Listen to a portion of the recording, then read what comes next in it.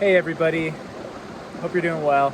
I'm here on a bridge by my house, and I actually did a video here this winter, so it's pretty cool to be back. I think I was wearing the same thing too, but yeah, I wanted to just chat about a couple of things here, so hopefully this will be helpful for you.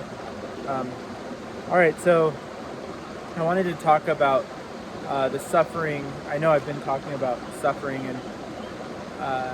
in the last few videos, and I want to make sure that everybody knows that I'm not an expert on suffering for the body of Christ. I mean, I've suffered to a certain extent and had some persecution to a certain extent, but there's so many people even in my local church that probably suffer much more than me for the name of Christ, and are impoverished much more than me. So I'm not coming from a pedestal here talking about these things, but as a Christian, I am called out of this world to something higher, and one of my responsibilities as a Christian, I believe, is to demonstrate the calling that I've received to the world around me. And I think that principle can be kind of hijacked and turned into something else, that where we want to illustrate our own righteousness. You know, the world is going to see the Christian who wants to promote his own righteousness as a reason for them not wanting to become a Christian, which is, I think, important to remember. So often we can kind of take what it means to be a Christian and to show the world the light of Christ, and then end up just wanting to show our own light and to prove to everyone how good we are, and that essentially just becomes our own goodness that we're demonstrating to the world. And I think that I've done this before. I'm not always, but that's just a part of the flesh.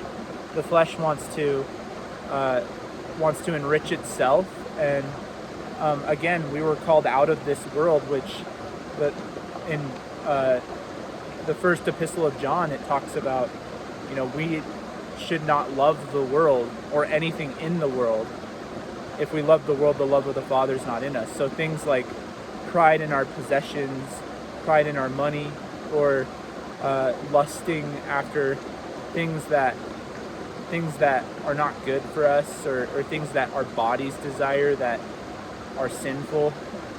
These lusts and desires and pride are things that lead us into, we think that they're going to bring us into life and show the good life to the world much more, but they actually bring us into destruction and death.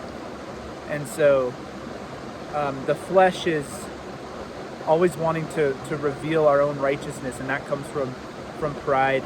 And so I think too, in this month where it's the month of June and Pride Month and everything, and I'm not wanting to, I'm first of all against the whole movement, obviously, but I'm not wanting to shame right now. I just want to during this month I feel heavier, I guess, and I think it's because the whole world around me is celebrating pride and worldliness and lust of the flesh. And I think that it's important as Christians not to be overcome by this. Like it says in the scriptures, do not be overcome by evil, but overcome evil with good. And so how do we overcome pride?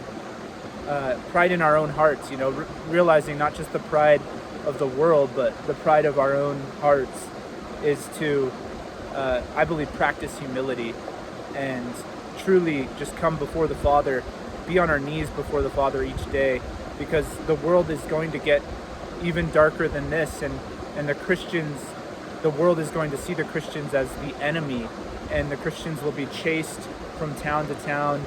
And it says this in the Word that eventually the persecution is going to be so severe, and it already is this severe in many places. I mean, in places like India, Christians are chased from the villages. They're not allowed access to water. they're treated like third or fourth class citizens. In Pakistan, the same thing. 2% of the workforce, 2% of the lowest down workforce, like the sanitation workers. That's the only job position that Christians are allowed. And Christians, at least 5 years ago, I don't know if this is still current, but in Pakistan, Christians who are kidnapped and then forced to convert and marry their abductors in Islam are they're called forced conversion laws that they rejected in Pakistan, where they can't take these young girls back from their abductors who are kidnapped. And so there's really dangerous, hostile environments in all over the world, and here in the West we face the hostility of our own. And so as we face the more psychological persecution and hostility that the world around us, the ideology war around us is causing us to face, I mean, I think from both sides, the true Christian will be hounded and persecuted by the left and by the right because we're not committed to any sort of political program. We're not committed to the left or the right, and we see the faults in both of those things. Of course, sometimes our politics line up more with one side than the other, but these are things that are of the world, and the world is having a hard time seeing the true message right now because of all the noise, all of the things that people are saying. And in the American ideology war, the body of Christ is having a hard time really feeling and perceive. It's like the parts of our body that are suffering the most have become numb, and we're having a hard time understanding the suffering of our brothers across the world. And as the body, and I need to do better at this as well, but as the body, we are supposed to impoverish ourselves so that we can cover the shame of our brothers. We're not afraid of being ashamed ourselves, so that the suffering servants of Christ, who are suffering much more than we are, who are impoverished every day, who are persecuted by governments and societies and cultures abroad, it's our job to really love them and step up to the plate and serve them.